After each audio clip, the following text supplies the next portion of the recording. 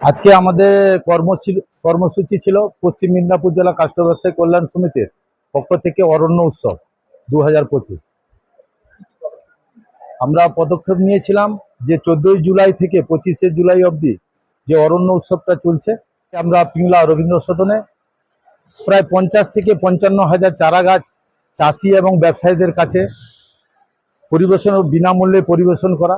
এবং যারা আমরা দীর্ঘদিন যে এই ব্যবসায়ীরা গাছ কাটছি, তাই গাছ যাতে বিনামূল্যে দিয়ে গাছ ওর থেকে বেশি রোপণ করতে পারি, তার জন্য এই বন মহোৎসব পালন করা। আমরা আস্তে আস্তে করে বুঝলাম যে গাছ থাকলে প্রাণ বাঁচবে।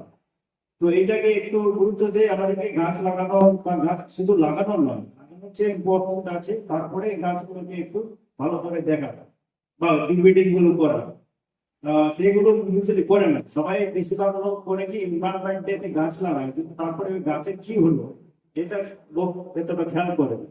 সবচেয়ে ইম্পর্টেন্ট হলো গাছ লাগানো হচ্ছে ইম্পর্টেন্ট, তার চেয়ে বেশি ইম্পর্টেন্ট আছে ওই গাছগুলো যেটা লাগিয়েছেন গাছের চারা ওটাকে দেখভাল করা।